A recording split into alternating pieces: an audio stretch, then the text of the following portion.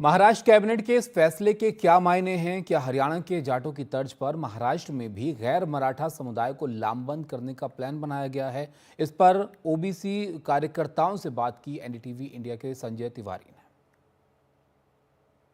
महाराष्ट्र सरकार की कैबिनेट ने नॉन क्रीमीलेयर ओबीसी के आय की सीमा को बढ़ाकर 8 लाख से 15 लाख करने का फैसला लिया है। ये काफ़ी अहम फैसला है जिसके सामाजिक और राजनीतिक दोनों परिणाम हो सकते हैं। हमारे साथ में ओबीसी मूवमेंट से जुड़े कुछ कार्यकर्ता हैं। हमारे साथ डॉक्टर वैशाली चोपड़े हैं, रमेश चोपड़े, दीपक गिरे, नागपुर के कुछ प्रमुख ओबीसी कार्यकर्ता जो सामाजिक और राजकीय संगठनों से जुड़े हैं। वैशाली जी, हमें समझाइए कि जो ये फैसला महाराष्ट्र सरकार ले रही है कितना अहम है और कितना लाभ होगा इसका? सर्वप्रथम तो मैं महाराष्ट्र कैबिनेट का, महाराष्ट्र की गवर्नमेंट का हार्दिक अभिनंदन करती हूँ कि जनता के हित में बहुत ही अच्छा निर्णय उन्होंने लिया है। जितने भी निर्णय लिए हैं सब सटीक और सही निर्णय हैं। जिसमें से आप मुझे ओबीसी क्रीमीलेयर का जो पूछ रहे हैं, मैं आपको थोड़ा सा बता दूं कि पहले 1 लाख तक उसकी मर्यादा थी। आदरणीय देवेंद्र जी फडणवीस जो अभी उप मुख्यमंत्री है, उन्होंने काफ़ी प्रयास करके ये सीमा को 3.5 लाख तक किया था। और जब वे मुख्यमंत्री बने, अपने मुख्यमंत्री के समय में उन्होंने इसकी सीमा जो है वो 8.5 लाख तक की हुई थी। और अभी कल कैबिनेट में उन्होंने निर्णय लिया कि 15 लाख तक उसको बढ़ाएंगे। तो मैं समझती हूँ कि ओबीसी समाज जो है काफ़ी पिछड़ा हुआ है, आज भी कई जातियाँ उसमें हैं और एक बहुत बड़ा समाज है, 52% समाज है। तो उन्होंने सीमा बढ़ाकर मुझे लगता है कि काफ़ी सारे लोगों को उसमें लिया है, तो अभिनंदनास्पद निर्णय है। लेकिन वैशाली जी, इसमें एक सवाल ये भी खड़ा हो जाता है कि जब 15 लाख तक सीमा बढ़ा रहे हैं तो जाहिर तौर पर जो आर्थिक रूप से संपन्न है वो ओबीसी भी अब कहीं ना कहीं गरीब ओबीसी के साथ में स्पर्धा में आ जाएंगे। क्या लगता है उनको भी लाभ मिलेगा? जैसा कि मैंने कहा कि ओबीसी समाज जो है वो 52% हैं। आप देखेंगे कि आरक्षण में भी वो 27% और महाराष्ट्र में 19% जैसा है।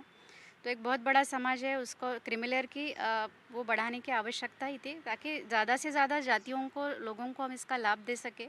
और जो समझदार है वो तो फिर वो लाभ स्वयं ही नहीं लेंगे, ऐसी मैं आशा करती हूँ। क्या हरियाणा में जिस तरीके से जाटों को अलावा, जाटों के अलावा जो दूसरे समुदाय हैं उनको साधने की कोशिश हुई थी, क्या वही प्रयोग महाराष्ट्र में मराठाओं को लेकर हो रहा है? रमेश जी बताइए। जी नहीं, देखिए मराठा समाज यहाँ पे भी बहुत बड़े पैमाने में है और अभी जो जो महाराष्ट्र शासन ने जो निर्णय लिए, विशेषकर माननीय देवेंद्र जी फडणवीस ने, तो इन्होंने सारथी की स्थापना की। सारथी में कुणबी मराठा मराठा कुणबी इनके लिए काफ़ी विद्यार्थियों के लिए, अगर तुमको बाहर जाना है तो पढ़ने के लिए शिष्यवृत्ति दी है उनको।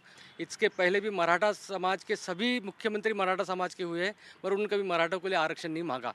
मगर देवेंद्र जी जैसे ही आए, उन्होंने 10% आरक्षण ये मराठा समाज को दिया है। तो निश्चित रूप से हम लोग मराठा के साथ में हैं, मराठा के समाज के उत्थान के लिए काम कर रहे हैं। हम दीपक जी के पास जाते हैं। दीपक गिरि जी, ये बताइए, आप काफ़ी लंबे समय से ये ओबीसी के मूवमेंट को आप भी देख रहे हैं। क्या ओबीसी में भावना है, क्योंकि इतने ताबड़तोड़ फैसले लिए जा रहे हैं? 44 हॉस्टल्स का ओबीसी के विद्यार्थियों के लिए भी लोकार्पण किया गया, कई ऐसे फैसले लिए जा रहे हैं। क्या एक भावना है ओबीसी लोगों में?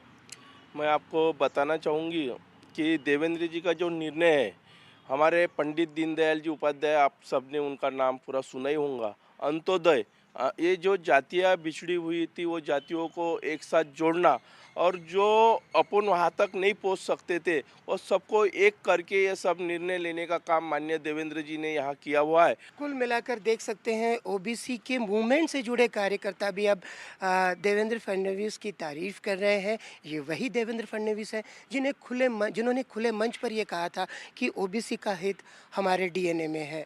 तो कुल मिलाकर के महाराष्ट्र के विधानसभा चुनाव के पहले जो बिसात बिछी हुई है उसमें साफ तौर पर ओबीसी एक बड़े मजबूत स्थिति में ओबीसियों के बीच भाजपा नज़र आ रही है। और कहीं ना कहीं ये जो फैसला है ये इसे उसी से जोड़कर देखा जा रहा है। वीडियो जर्नलिस्ट विनय शुक्ला के साथ संजय तिवारी, एनडीटीवी इंडिया।